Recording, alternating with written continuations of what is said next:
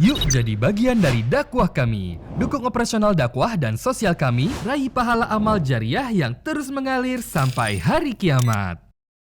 Assalamualaikum warahmatullahi wabarakatuh.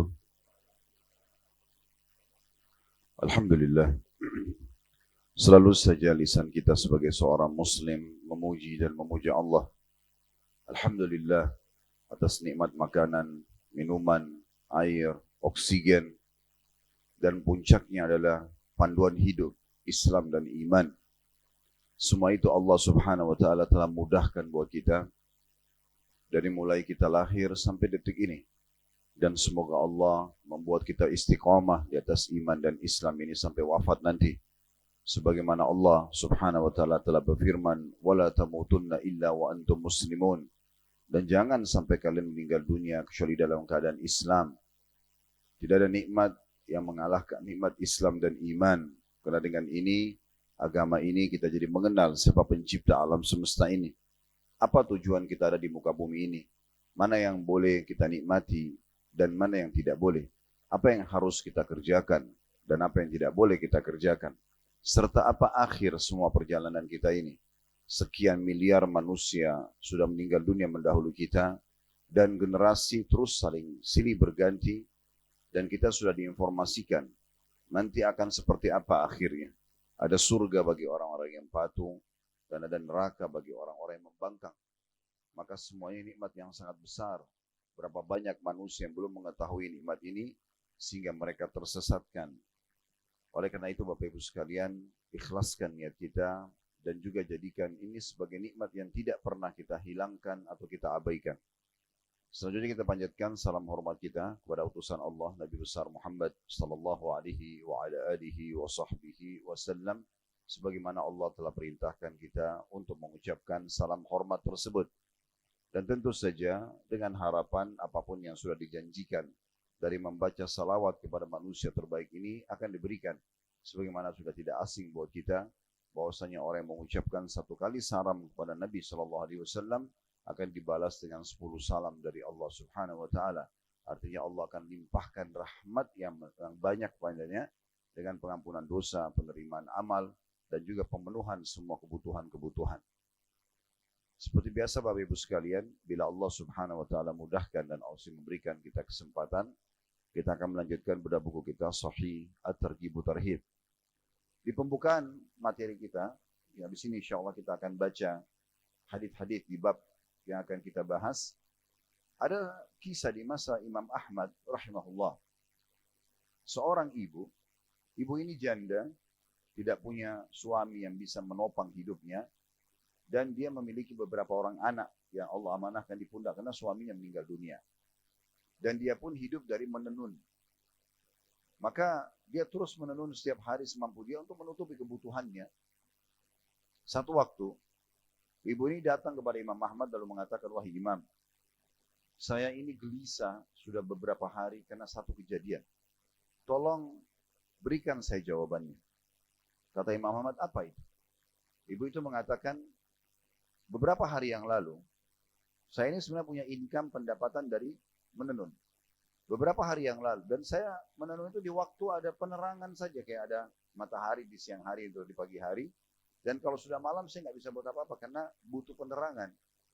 Satu waktu ada di depan rumah saya ada orang-orang pemerintahan yang kebetulan lagi istirahat di sebuah tanah lopong dan tanah kosong. Kemudian mereka karena ramai sekali, mereka banyak membawa obor-obor, jadi sangat terang. Masa itu belum ada penerangan kayak kita sekarang. Maka begitu saya lihat ada penerangan tersebut dan penerangan itu sampai tembus di rumah saya, maka saya menggunakan kesempatan memperbanyak tenunan saya. Dan saya jual setelah itu. Namun setelah saya jual dan sekarang uangnya saya pegang, sebelum saya pakai, di dalam hati saya ini bergejolak. Apakah halal tenunan saya ini?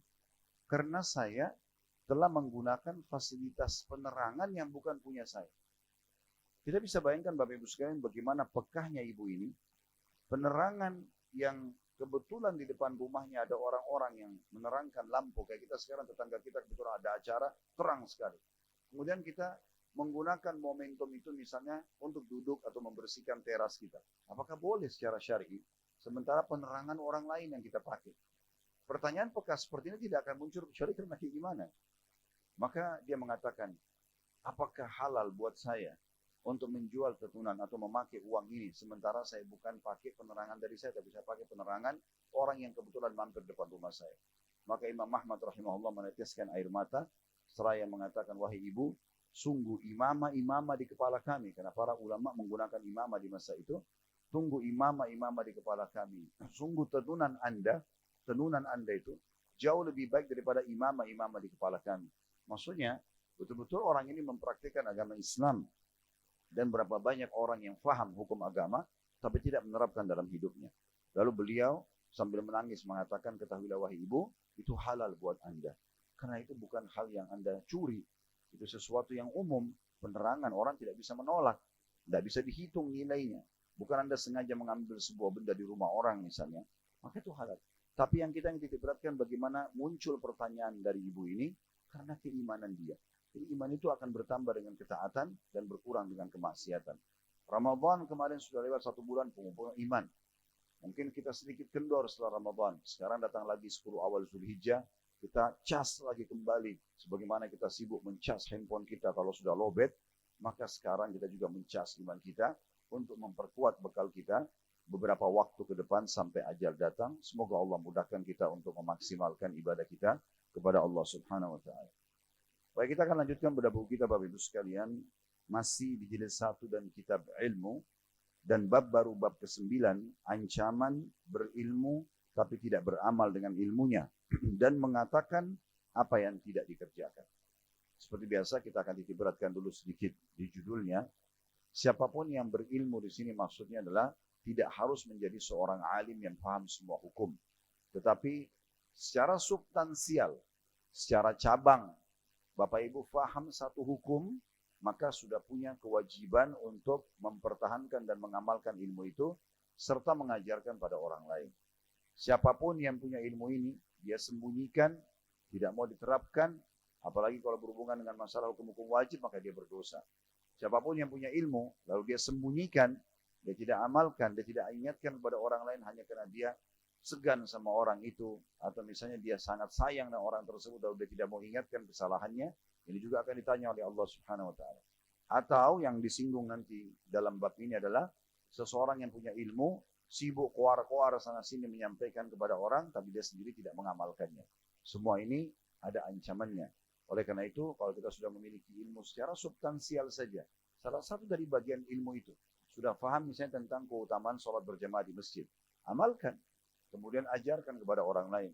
Dan jangan sampai kita hanya mengucapkan tetapi tidak menerapkan dalam hidup kita. Ini yang dimaksud dengan bab kita. Hadis pertama, Bapak Ibu sekalian dalam bab ini, dengan sanad yang sahih, dan ini hadisnya urutan 123 dari awal kita belajar, berbunyi dari Zaid bin Arqam radhiyallahu anhu, bahwa Rasulullah SAW berdoa, Allahumma inni a'udzubika min ilmin la yanfa' wa min qalbin la yakhsha' wa min nafsin la tashba' wa min da'watin la yustajabu laha. Ya Allah, sungguhnya aku berlindung kepadamu dari ilmu yang tidak bermanfaat, dari hati yang tidak khusyuk atau tunduk kepada Allah, dari nafsu yang tidak pernah kenyang atau puas, dan juga dari doa yang tidak diterima. Diriwayatkan oleh Imam Muslim, Tirmidzi, An-Nasa'i, dan ini bagian dari hadis yang panjang. Maksudnya hadis ini cuma diambil saksi bahasan oleh Al-Mundhiri rahimahullah. Dari hadis ini Bapak Ibu sekalian seperti biasa coba kita korek mutiara ilmunya. Yang pertama adalah pentingnya seorang muslim selalu menjaga doa. Doa itu dalam sebuah hadis yang sahih kata Nabi SAW, laisa syai'un akramu indallahi minad du'a. Tidak ada yang paling mulia di sisi Allah Subhanahu wa taala dibandingkan doa. Doa itu bentuk keyakinan kita kepada Allah Subhanahu wa taala. Artinya makin sering kita berdoa, berarti makin yakin kepada Allah. Makin malas kita berdoa, berarti makin kendor keyakinan kita kepada Allah. Siapapun yang selalu berdoa tidak mengenal waktu dan tempat, kecuali tempat-tempat yang dilarang, maaf seperti di WC misalnya, setiap saat, kalau lihat ada satu kelebihan dari orang, dia berdoa. Alhamdulillah wassalatu wassalamu ala rasulillah. Mulai puji Allah dan salawat kepada Nabi SAW, Ya Allah, sebagaimana Engkau mudahkan orang ini mengerjakan kebaikan tersebut, berkahi buat dia, mudahkan buat dia, tambahkan buat dia, dan mudahkan juga hamba-Mu ini mengerjakan seperti dia. Misal, kalau kita faham poin ini Bapak Ibu sekalian, hampir setiap hari dari rumah kita ke aktivitas kita secara umum, itu kita bisa mengetahui berapa banyak kebaikan yang bisa kita raih dari kebaikan yang orang kerjakan tapi kita tidak sempat lakukan. Kemudian juga dari kesalahan-kesalahan. Kalau ada orang yang berbuat dosa, misalnya pelanggaran agama, dari orang yang berdusta, menipu, korupsi, atau melakukan perbuatan haram dalam agama, kita bisa berdoa pada saat itu. Supaya Allah keluarkan dia dari dosanya itu. Allah mudahkan dia bertaubat. Serta juga tentunya bagaimana kita diselamatkan oleh Allah SWT dari dosa tersebut. Maka ini semua bagian daripada doa. Jangan pernah berhenti berdoa Bapak Ibu sekalian. Doa ini pernah kami singgung. Kalau Bapak Ibu berdoa dalam kondisi kita lagi lapang, kayak sekarang misalnya kita tidak mungkin hadir di sini kecuali kita sehat. Kita sehat, lagi ada semuanya. Makanan, minuman, kesehatan, mungkin ada dilengkapi dengan pasangan hidup, anak-anak, tempat tinggal, pekerjaan, dan segala macam. Kalau di saat lapang seperti ini Anda berdoa, justru ini rahasianya, nanti di saat Anda genting dan ada masalah, di situ akan diterima doa Anda. Sebagaimana kata Nabi SAW, kenalilah Tuhanmu, berdoalah kepadanya di saat kamu sedang lapang, maka dia akan mengenalimu di saat kamu sedang susah. Rahasianya, kalau Anda sedang ada masalah, sehingga Anda mudah diterima doanya adalah justru berdoa di saat lapang. Jadi nggak ada alasan untuk mengatakan, saya mau berdoa apa Ustaz ya? Toh semuanya sudah ada. Justru minta agar dipertahankan nikmat tersebut. Agar kita selalu berhubungan dengan Allah Subhanahu wa Ta'ala. Doa ini sebenarnya bentuk manjanya seorang hamba dengan Tuhannya. Andai saja Allah menutup pintu doa ini Bapak Ibu sekalian, maka tertutup semua pintu permohonan. Ini luar biasa sulitnya. Tapi di sini Allah buka. Sayangnya kita belum menyadari tentang kedudukan doa itu. Kita tidak mau berdoa kecuali kalau sudah genting sekali.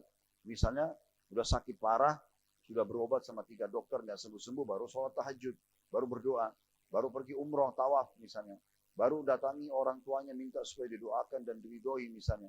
Padahal sebenarnya dia harus lakukan itu justru di saat dia lapang. Supaya di saat dia genting akan diberikan jalan keluarnya.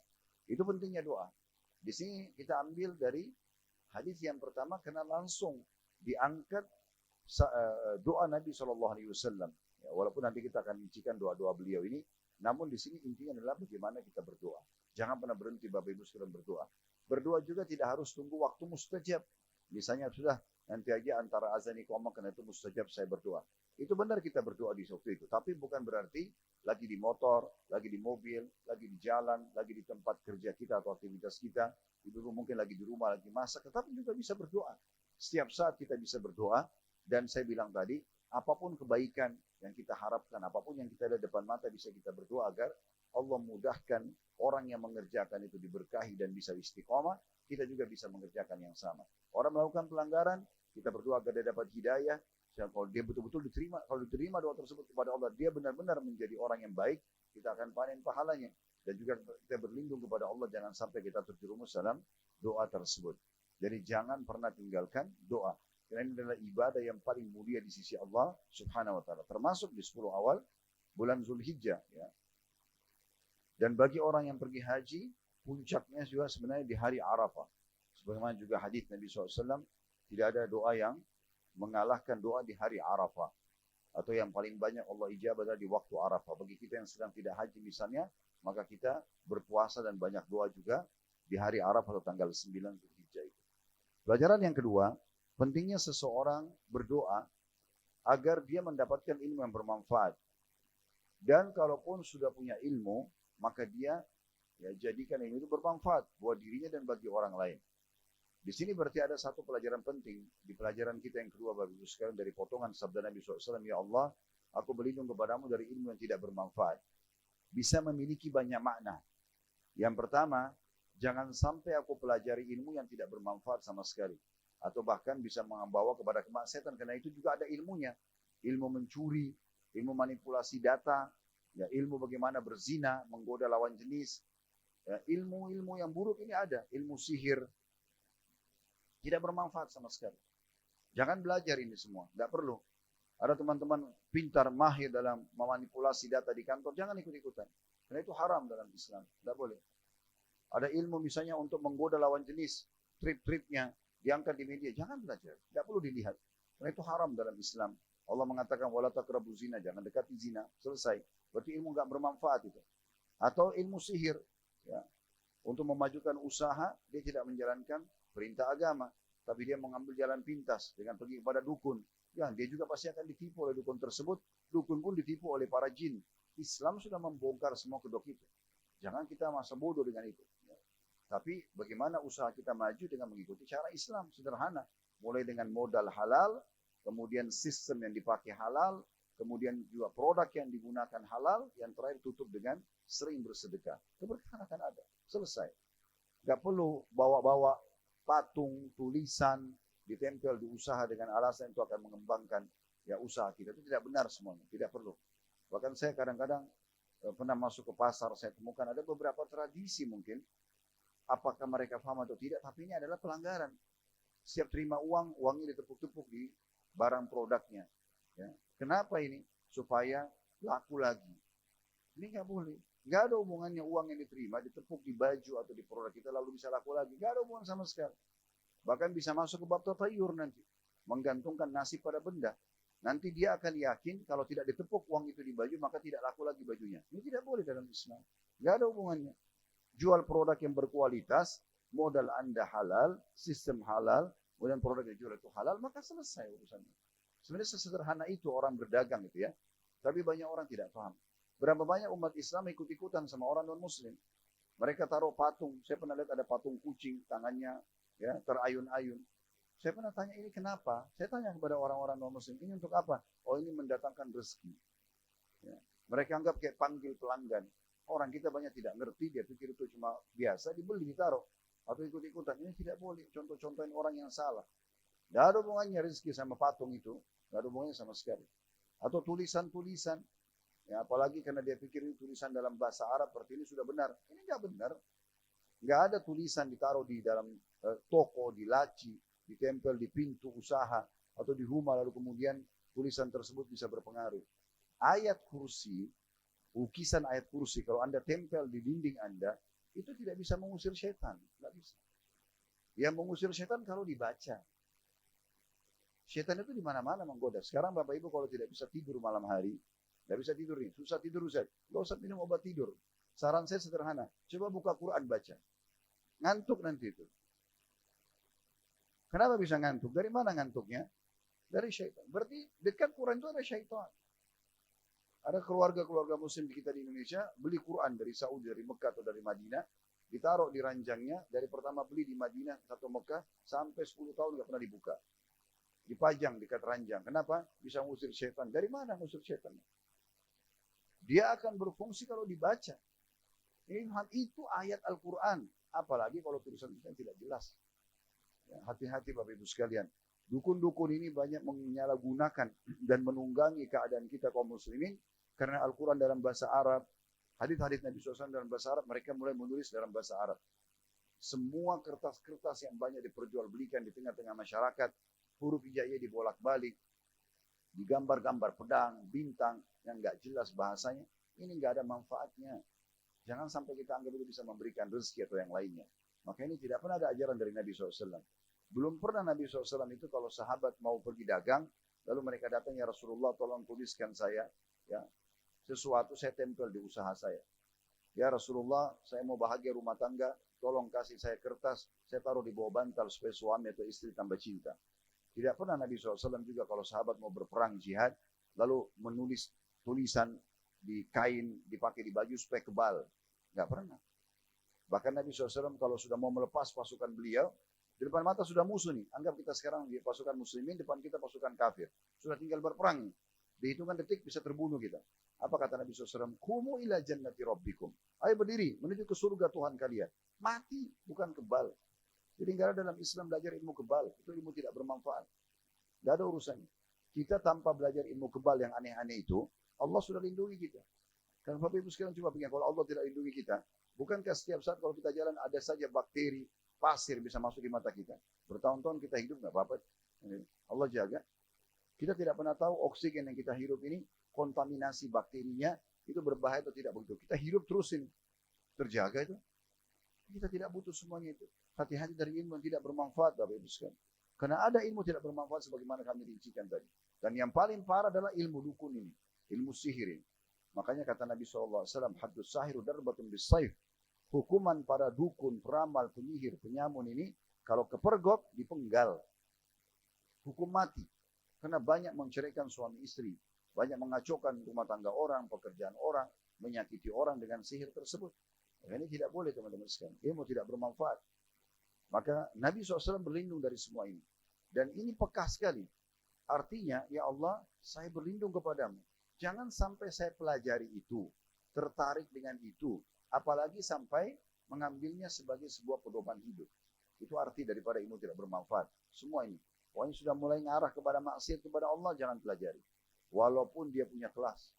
Saya pernah lihat ada teman-teman peruqyah membuat sebuah undangan terbuka yang mau belajar ruqyah syariah di beberapa masjid. Maka ada juga yang sempat mengadakan seperti di satu tempat yang disewa, kemudian mereka orang-orang datang belajar. Subhanallah, dukun-dukun buat saingannya. Saya lihat ada dibuat undangan juga, belajar ilmu santet, belajar ilmu ini, bayar lagi. Di hotel. Dan ada orang datang belajar. Untuk santet orang, untuk sakitin orang. Subhanallah. Ilmu tidak bermanfaat. Termasuk ilmu tidak bermanfaat adalah ilmu-ilmu yang omong kosong. Tidak ada manfaatnya. Cerita omong kosong. Ya, yang tidak ada sama sekali mendatangkan iman, tidak ada mendatangkan juga ilmu bermanfaat. Cerita tentang dongeng, tidak ada manfaatnya. Gitu kan? Atau bahkan mencontoh ilmu itu juga mencontoh hal-hal yang tidak baik. Jadi sudah normal dari laki-laki, lalu pura-pura mau jadi banci misalnya. Ya, tidak bermanfaat untuk apa? Mencontohi jalannya, mencontohi omongannya, tidak boleh. Sementara kata Nabi SAW, Allah melaknat laki-laki yang menyerupai perempuan dan perempuan menyerupai laki-laki misalnya. Jadi hati-hati, tinggalkan semua itu. Nabi SAW berlindung dan kita disunnahkan membaca doa ini. Allahumma inni a'udzubika min ilmin la yanfa'. Ya Allah, aku berlindung kepadamu dari ilmu yang tidak bermanfaat. Semua. Jangan sampai saya berpikir, ya Allah, jangan sampai saya mendengarkan, jangan sampai saya mengambilnya sebagai pedoman hidup. Maknanya, lawannya adalah mafhum mukhalafah daripada hadis ini yang bisa difahami, ya Allah, aku berharap kepadamu berikan aku ilmu yang bermanfaat. Dimulai dari ilmu agama, edukasi, ilmu pengetahuan alam, sastra, bahasa, sejarah yang memang kita butuhkan misalnya untuk melengkapi ilmu-ilmu kita, nggak ada masalah. Pelajari semuanya. Dan jangan pernah batasi diri kita dalam mempelajari ilmu. Karena kapasitas otak kita ini sangat besar. Saya pernah melihat penelitian ilmiah Bapak Ibu sekalian di otak kita ini seperti ada memori. Kalau di handphone itu memori, supaya mudah memahami. Memori chips kecil bisa nampung sekian ribu kontak kita. Sekian ribu foto. Makin canggih sekarang makin bisa menampung sekian banyak. Di otak kita itu ada memori. Dipelajari oleh para ilmuwan. Mereka mengatakan kalau seandainya memori ini dalam bentuk urat saraf manusia itu dipakai untuk menghafal semua buku yang pernah ditulis di muka bumi ini, maka tidak akan pernah penuh. Masih sedikit yang dipakai. Makanya orang yang bermalas-malasan, tidak mau berpikir, tidak mau belajar, ini sebenarnya dia sedang mengosongkan memori di otaknya. Al-Quran 30 juz jadi mudah sebenarnya kalau kita pahami. Jadi semua buku di muka bumi kalau yang pernah ditulis kita hafal, bukan baca ya, hafal, maka tidak akan penuh kapasitas otak kita. Maka jangan batasi Bapak Ibu sekalian, terus belajar. Nah ini manfaatnya besar. Jadi kita beli dari ilmu tidak bermanfaat, kita juga berharap agar diberikan ilmu yang bermanfaat. Selalu tanamkan rasa haus tanda kutip dalam diri kita terhadap ilmu. Supaya kita selalu mau tahu. Dari detik ke detik yang lain, manfaat apa yang bisa kita dapatkan. Nah, itu yang kita pelajari. Kalau lagi waktu lowong, ini terutama ya. Kalau waktu lowong itu biasanya syaitan menunggangi keadaan kita agar kita lalai. Ya. Sehingga kita mencari hal-hal yang tidak ada manfaatnya. Alihkan semua itu kepada hal yang bermanfaat. Minimal sekali ilmu-ilmu yang bermanfaat. Misalnya ibu-ibu tentang ilmu masak misalnya. Ada manfaatnya di media. Pendidikan anak misalnya. Kesehatan misalnya. Banyak sekali. Bapak-bapak juga begitu. Kita bisa masuk ke ranah ini. Ya. Olahraga misalnya. Yang bermanfaat lah. Memberikan hal-hal manfaat. Itu mungkin masih bisa. Tapi puncaknya adalah belajar ilmu agama yang diwajibkan oleh Allah Subhanahu wa ta'ala. Ini pelajaran yang kedua dari hadis. tentang potongan pertama doa Nabi SAW, ya Allah aku berlindung kepadamu dari ilmu yang tidak bermanfaat. Pelajaran ketiga, potongan kedua hadis, yaitu wa min qalbin la yakhsha. Aku berlindung kepadamu ya Allah dari hati yang tidak pernah khusyuk. Berarti hati itu yang khusyuk, Bapak Ibu sekalian. Hati itu yang kita buat tunduk kepada Allah. Nanti yang lainnya ikut tunduk. Dan bagaimana caranya supaya hati itu bisa tunduk kepada Allah? Diisi dengan iman dan amal saleh. Diisi dengan amalan-amalan hati. Amalan hati itu yakin, ya, tawakal, ikhlas. Itu amalan-amalan hati. Kalau hati ini sudah dipenuhi dengan ilmu-ilmu dan amalan hati itu, maka akan membantu anggota tubuh lain juga menjadi baik. Tidak asing dari kita semuanya hadis Nabi SAW, sesungguhnya di dalam jasad manusia ada segumpal darah, kalau dia baik maka akan baik semua tubuhnya. Kalau itu buruk maka akan buruk semua tubuhnya. Itu adalah hati manusia. Jangan merusaknya Bapak Ibu sekalian. Merusak hati adalah membuka pintu maksiat sehingga menodai hati tersebut menjadi hitam kelam. Perhatikan hadis Nabi SAW, tidak ada seorang hamba yang berbuat amal saleh, satu amal saleh. Bapak Ibu duduk di sini majelis ilmu begini. Tadi sholat subuh berjamaah misalnya. Mungkin sebentar kita tunggu sampai waktu duha atau syuruk, biasa dikenal dengan istilah syuruk. Kita tunggu sampai waktu duha, biasanya jam digital kita sudah bunyi, kita sholat 2 rakaat. Yang kita kejar keutamaannya. Kata Nabi SAW, siapapun yang sholat subuh berjamaah kemudian berzikir, majelis ilmu masuk dalamnya, membaca Al-Quran atau ibadah-ibadah yang lain, sampai terbit matahari lalu sholat 2 rakaat, pahalanya sama dengan haji dan umroh, sempurna misalnya. Jadi kita gunakan kesempatan itu, kita maksimalkan misalnya. Maka dengan ini Bapak Ibu sekalian kita akan bisa meraih tambahan ilmu buat kita dan akhirnya menambah hati kita lebih khusyuk gitu ya. Hati ini akan tunduk Bapak Ibu sekalian kalau kita amal soleh. Kata Nabi SAW, tidak ada seseorang hamba yang melakukan satu amal soleh kecuali Allah akan titipkan cahaya dalam hatinya. Kalau dia berbuat amal soleh lagi, bertambah cahaya itu. Dia buat amal soleh lagi, dia bertambah cahaya tersebut. Sampai hatinya terang benderang. Dan orang kalau hatinya terang benderang, dia selalu dalam hidayah atau di atas hidayah Allah Subhanahu Wa Taala. Bahkan dia bisa menerangi orang lain. Orang lihat dia, orang belajar dari dia, itu karena hatinya sudah bersih. Dan kata Nabi SAW sebaliknya, tidak ada seorang hamba yang berbuat satu dosa, kecuali Allah akan titikkan titik hitam dalam hatinya. Kalau dia buat lagi, titik hitam lagi. Lama-lama kalau dia biarkan terus dosa itu, dia kerjakan berulang-ulang, hatinya akan hitam kelam. Dan hati ini kalau sudah hitam kelam bisa lebih keras dari batu. Allah gambarkan wa asyaddu, ya, atau lebih keras daripada batu itu. Karena memang sudah penuh dengan maksiat. Biar gempa bumi, biar bencana alam yang besar, tsunami lah, longsor, segala macam, banjir, bagi dia biasa saja. Sudah hati tidak lunak. Orang yang bersih hatinya Bapak Ibu sekalian, melihat satu fenomena alam saja, mendengar guntur misalnya, sudah cukup dia gemetar hatinya, takut kepada Allah Subhanahu Wa Taala. Abdullah bin Mas'ud radhiyallahu anhu, beliau pernah mendengar suara guntur waktu beliau lagi di Kufah di Irak di masa hidupnya, maka beliau ketakutan sekali lalu berkata dengan orang di sekitarnya, sungguh ini benar-benar peringatan yang sangat keras dari Allah yang ada di langit sana kepada penduduk bumi. Artinya kalau tidak patuh, tidak tunduk, ini bisa menjadi satu hukuman. Berapa banyak orang yang dihukum sama Allah Subhanahu Wa Taala dalam hitungan detik. Tiba-tiba saja disambar petir, tiba-tiba dia longsor, tiba-tiba dia mati di tempat mendadak, kena jantung dan segala macam, cuma jadi bahan cerita bagi manusia. Oh si fulan kena jantung, oh si fulan ditabrak mobil, padahal sebenarnya itu hukuman dari Allah Subhanahu Wa Taala. Maka hati-hati, ya. Hati ini diisi dengan amal saleh sehingga bercahaya dan akhirnya bisa menjadi panduan hidup kita dan juga menjadi penerang bagi orang lain. Hati-hati dari dosa, karena bisa mengkelamkan hati, menggelapkannya, dan akhirnya juga membuat kita sama sekali tidak bisa tersentuh lagi secara keimanan. Namun ada satu rahasia yang sangat menarik dari hadis ini. Kata Nabi SAW, tapi kalau dia bertaubat dari dosanya, dia kembali kepada Allah, maka Allah akan hilangkan titik hitam tersebut. Ya, kalau satu dosa, dia tobat, bersih. Tapi kalau dia sudah banyak dosanya, dia tobat berulang-ulang. Dia ulangi terus. Makanya Nabi SAW mengatakan, aku beristighfarlah kalian kepada Allah dan bertobatlah. Sesungguhnya aku sendiri, kata Nabi, beristighfar dan tobat kepada Allah sehari sampai 100 kali. Maka kita lakukan itu supaya membersihkan hati kita Bapak Ibu sekalian. Karena hati ini kalau sudah lunak dan tunduk kepada Allah, maka semua akan baik semuanya. Atau semua akan jadi baik.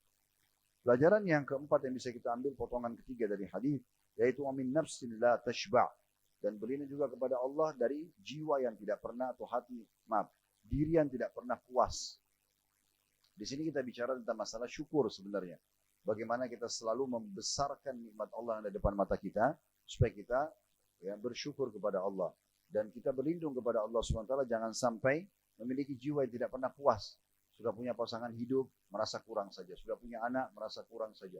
Sudah setiap hari punya makanan, minuman, tempat tinggal, kendaraan, masih dirasa puas, masih dirasa kurang. Semuanya tidak pernah disyukuri. Makanya kita harus besarkan nikmat itu. Ini pernah kami singgung di kajian kita ini. Beberapa bulan yang lalu seingat saya, bagaimana kita besarkan nikmat Allah.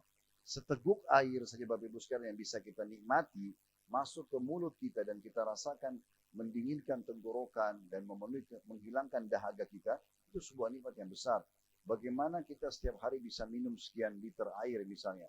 Kita bisa mengunyah makanan dan lidah kita masih bisa bedain mana asin, mana pedas, mana manis seketika. Itu sebuah nikmat yang besar. Hidung kita yang bisa membedakan bau busuk, bau wangi seketika. Nikmat yang tidak terhingga. Tangan kita bisa menjamah, kaki masih bisa melangkah, kemaluan masih berfungsi dengan baik. Mata, kemudian otak kita dan segala macam hal, terlalu banyak rinciannya. Nikmat Allah Subhanahu wa taala yang harusnya kita gunakan di atas kebaikan kepada Allah Subhanahu wa taala. Maka banyak bersyukur. Sebagaimana juga dosa-dosa walaupun kecil besarkan. Ya. Makanya kata Nabi SAW, orang mukmin kalau melihat satu dosa walaupun kecil, maka dia melihat seperti sebuah gunung yang besar berada di pundaknya akan jatuh menimpahnya. Orang munafik sebaliknya berbuat dosa besar, bagi dia hanya seperti seekor lalat yang hinggap di hidungnya, lalu dia usir seperti ini. Nabi SAW memberikan isyarat dengan tangan beliau yang mulia. Oleh karena itu Bapak Ibu sekalian, kita harus jaga supaya jiwa kita selalu bersyukur kepada Allah. Dengan cara besarkan nikmat, ya agar kita selalu menganggap itu nikmat besar sekali, melihat orang yang lebih di bawah kita, dan kalau buat dosa sekecil apapun kita besarkan dosa itu di mata kita, bahwa ini pelanggaran yang sangat besar. Kita muhasabah, introspeksi diri. Bahkan para ulama salaf dari kalangan sahabat, mereka kalau ketinggalan kewajiban aja satu kali, mereka anggap itu pelanggaran yang sangat besar dan mereka hukum diri mereka. Saya pernah sampaikan kisah Umar radhiyallahu anhu, saya ingatkan lagi, di mana beliau pernah membeli sebuah kebun kurma Bapak Ibu sekalian, baru dibeli sama dia, lagi pas mau panen kurma. Nah, ini kenikmatan tersendiri. Kita kalau baru beli sebuah kebun, lalu buah-buahnya sudah tinggal panen, maka Umar keliling. Beliau lupa kalau sudah masuk waktu sholat asar. Sehingga beliau keluar dari kebunnya, pas mau ke masjid, ya, sholat, orang sudah pada bubar. Hanya ketinggalan sholat. Sebenarnya kan beliau bisa sholat lagi habis itu. Ketinggalan sholat, ya kita biasa sudah bubar jemaah pertama, sudah kita datang, kita sholat lagi. Tapi kan kadang-kadang kita nggak jadikan sebagai sebuah masalah besar. Kalau Umar itu masalah besar buat beliau. Nah, ketinggalan satu sholat berjamaah, nggak bisa diulangi Bapak Ibu sekalian. Kalau tadi ada orang yang tidak sholat subuh tepat waktu, biar dia nangis darah, tidak bisa kembali untuk meraih pahalanya lagi. Karena sudah lewat waktunya. Beda orang yang dapat takbiratul ihram pertama imam, sama orang yang datang pas sholat dhalin. Beda dengan orang yang masbuk satu rakaat. Beda orang yang dapat rakaat terakhir. Beda pahalanya, bisa disamakan. Dan tidak bisa diulangi. Kita nggak bisa bilang sama imam, ulangi dulu rakaat pertama karena saya mau dapat pahala dari awal, nggak bisa. Sekali luput, ya luput. Maka Umar besarkan itu. Apa Umar lakukan radhiyallahu anhu? Beliau begitu tahu sudah bubar sholat tanpa banyak bicara. Dia panggil pegawainya, stafnya, jual kebun ini. Jual semuanya. Gara-gara kebun ini saya lalai. Jual, semua uangnya bukan disimpan, jadi tabungan atau dibeli kebun lagi. Disedekahkan langsung. Itu luar biasa. Anak beliau Abdullah bin Umar radhiyallahu anhu pernah ketinggalan sholat subuh berjamaah sekali saja. Pernah ketinggalan sholat berjamaah satu kali. Tapi beliau sholat setelah, bukan tidak sholat, tapi kehilangan satu kali berjamaah. Dibesarkan oleh beliau. Caranya gimana? Dibalas dia, hukum dirinya sendiri, semalam suntuk begadang, gak tidur sholat malam. Diganti. Kita juga pernah dengar, kalau tidak asing bagi Anda dalam Al-Quran, digambarkan bagaimana Nabi Sulaiman alaihissalam. Nabi Sulaiman digambarkan dalam Al-Quran dan dijelaskan lebih rinci dalam hadits Nabi SAW. Dia pernah bermain-main dengan kuda-kuda kerajaannya. Kita tahu kuda kerajaan indah pasti, bagus gitu kan. Dan sampai hari ini kuda-kuda harganya mahal. Kalau kuda yang bagus bisa sampai miliaran rupiah. Ya, seekor kuda itu. Maka dia punya banyak kuda-kuda yang sangat indah, kuda kerajaan. Dan Nabi Sulaiman lagi bermain. Subhanallah lewat sholat asar. Begitu dijelaskan dalam hadits Bukhari. Maka waktu Nabi Sulaiman tahu sampai menyebabkan lalai dari sholat asar, maka beliau suruh menyembelih semua kuda-kuda tersebut dan disedekahkan di jalan Allah. Dan begitu seterusnya. Para ulama kita, ya para panutan kita, para nabi-nabi dan para ulama, yaitu mereka membesarkan permasalahan yang sedang ada. Apakah nikmat itu sehingga mereka syukuri, ya, dan mereka dengan melihat orang yang lebih di bawahnya, ya, misalnya kita bisa minum, bisa makan, ada orang yang sakit tidak bisa menikmati semua itu, kita besarkan sehingga kita syukuri dan akan menambah nikmat tersebut. Kalau ada maksiat, besarkan juga. Maksudnya dibesarkan ini bukan untuk kita kerjakan ulang, tapi kita jadikan itu sebagai bahan introspeksi diri, maka ini akan membuat, ya, jiwa kita merasa puas. Pelajaran yang kelima dan yang terakhir, faedah yang bisa kita ambil, potongan keempat dari doa. Kata Nabi SAW, "Wa min da'watin la yustajabu laha." Dan aku berlindung juga ya Allah dari doa yang tidak diterima. Tidak diterima. Ini maksudnya adalah doa-doa yang sudah kita panjatkan tidak diterima. Tentu makna hadis ini sangat dalam. Artinya, walaupun ya Allah aku sudah berdoa, aku sudah panjatkan doa itu, tolong jangan sampai ditolak. Tentu dalam berdoa Bapak Ibu sekalian, salah satu penyebab diterimanya adalah penuh keyakinan akan diterima. Karena kata Nabi SAW, "Udu'ullah muqinuna bil ijabah fa inna Allah la yaqbalu du'a min qalbin ghafil." Berdoalah kepada Allah dalam kondisi penuh keyakinan akan diterima doa tersebut, dan sesungguhnya Allah tidak menerima doa dari hati yang lalai. Kalau Bapak Ibu hanya jadi rutinitas, Rabbana atina fid dunya hasanah wa fil akhirati hasanah, tanpa direnungi, itu tidak diterima. Caranya harus betul-betul kita renungin doa itu. Kita berharap agar Allah berikan. Kita yakin Allah akan berikan, maka itu baru bisa diterima, gitu ya. Tetapi di sisi lain, kata ulama, bukan mustahil bagi seorang muslim untuk menyempurnakan agar doa dia tadi yang dia yakin diterima itu, agar dipastikan lagi dan dikuatkan akan diterima, dengan cara dia berlindung seperti Nabi SAW ajarkan. Dan ya Allah, walaupun aku sudah penuhi syarat-syarat doa itu, segala macam, aku sudah penuhi semuanya, aku sudah berdoa, aku sudah yakin, aku sudah ikhlas, tetap ya Allah terima. Ini bagian daripada ajaran agama kita. Kita tahu kisah Nabi Ibrahim dan Ismail alaihissalam. Pada saat Allah perintahkan mereka untuk membangun Ka'bah, setelah bangun Ka'bah, dua-duanya Nabi mulia, dua-duanya ikhlas, dan saking ikhlasnya Nabi Ibrahim alaihissalam sampai Ka'bah itu Allah kekalkan, sampai hari ini kekal. Bisa kita nikmatin untuk tawaf di sana dan dijadikan sebagai kiblat. Itu semua kena tanda-tanda keikhlasan Nabi Ibrahim. Dan Allah berfirman, "Fihi ayatum bayyinatum maqam Ibrahim." Dan Allah jadikan tanda-tanda yang jelas kalau Ka'bah itu dibangun oleh Ibrahim adalah makamnya Nabi Ibrahim. Pijakan kakinya Nabi Ibrahim yang Allah kekalkan dan disunnahkan sholat 2 rakaat setelah tawaf di situ. Ini karena keikhlasan sebenarnya. Tapi keduanya setelah bangun Ka'bah masih mengatakan dalam Al-Quran, "Rabbana taqabbal minna innaka antas samiul alim." Ya Allah, terimalah ini dari kami karena Engkau Maha mendengar dan Maha mengetahui. Wa tub alaina innaka antat tawwabur rahim. Dan terimalah tobat kami kalau seandainya ada kekurangan dalam pekerjaan kami. Jadi walaupun kita yakin di satu sisi ibadah kita akan diterima karena itu memang fondasi diterimanya ibadah. Kita yakin dengan janji Allah, tapi kita di sisi lain dianjurkan menyempurnakan dengan berdoa agar itu diterima oleh Allah Subhanahu wa taala. Jadi kita sekarang rutinkan doa, misalnya mengatakan, "Ya Allah, terimalah seluruh amal-amal soleh yang pernah kami kerjakan, ya Allah. Ya, kami ikhlas atau kurang ikhlas." Kita berdoa begitu. Walaupun kita sudah pernah kerjakan, kita yakin kita ikhlas, tetap kita kuatkan itu dengan berdoa agar Allah Subhanahu wa taala mengijabahnya. Ini satu sisi. Jadi bagaimana kita berdoa agar doa yang sudah kita panjatkan itu diterima. Kemudian sisi yang lain juga Bapak Ibu sekalian, kita berdoa juga dari doa-doa, ya, yang doa-doa ini mungkin akan mendatangkan hal-hal yang kurang baik. Ya. Diterima tapi bisa berefek tidak baik. Sebagai contoh misalnya, kata Nabi SAW, tidak ada seorang muslim mendoakan saudara muslim yang lain kecuali di atas kepalanya malaikat akan mengatakan, "Walaka mithlu." Kau akan dapat yang sama. Kalau Bapak Ibu melihat ada satu orang kaya, orang pintar, sunnahnya Bapak Ibu doakan, "Ya Allah berkahi hartanya, ya Allah berkahi ilmunya." Kita doakan supaya kita partisipasi dengan dia di pahala, gitu kan? Nah, kita berdoa seperti itu. Nah, ini akan membuat kita mendapatkan manfaat dari situ, ya. Dan sebaliknya Bapak Ibu sekalian, jangan sampai kita biarkan itu berjalan begitu saja. Karena yang jadi masalah kalau kita biarkan begitu saja, kita tidak akan mendapatkan manfaat dari apa yang orang sudah kerjakan, gitu ya.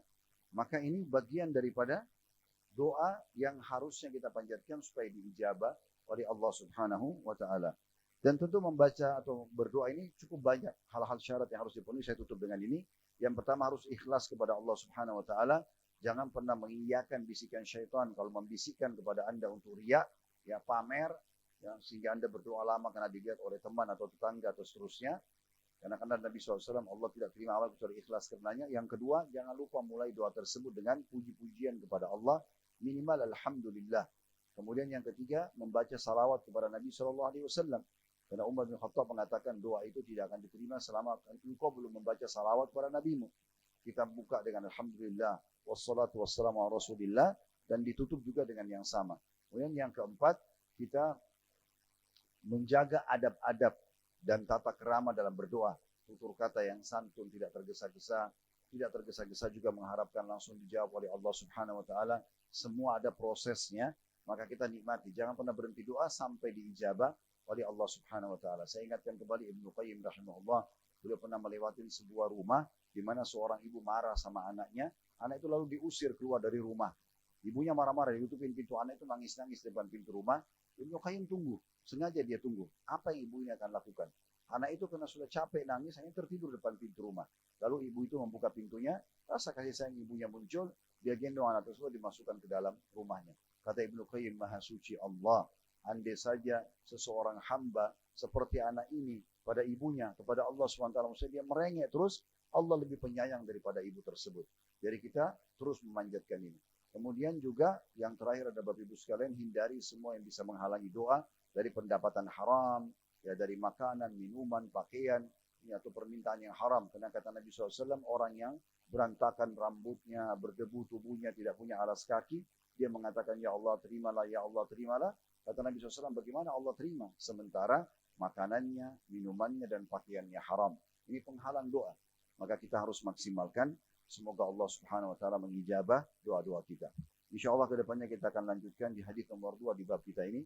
Kita berdoa kepada Allah Subhanahu wa taala semoga seluruh amal-amal saleh yang pernah kita kerjakan, yang sedang kita kerjakan, yang akan kita kerjakan sampai menjelang ajaran yang diterima dengan pahala yang sempurna, kita ikhlas ataupun kurang ikhlas, dan semoga semua kesalahan yang pernah kita lakukan sengaja tidak sengaja, kecil besar dimaafkan oleh Allah Subhanahu wa taala. Semoga Allah panjangkan umur kita di atas ketaatan kepadanya, kesempurnaan ilmu, kesempurnaan amal saleh dan jauh dari dosa-dosa, dan semoga Allah selalu menjaga negara kita, para pemimpin kita, dan Allah berikan mereka petunjuk untuk menjalankan tugas dan amanah dengan baik, menjadikan kita masyarakat yang selalu gotong royong dengan pemerintah, menjaga nikmat kemerdekaan, persatuan dan kesatuan kita ini, dan semoga Allah juga menyelamatkan negara kita dari semua mara bahaya dan semua orang-orang yang niat tidak baik kepada negara kita dan agama kita.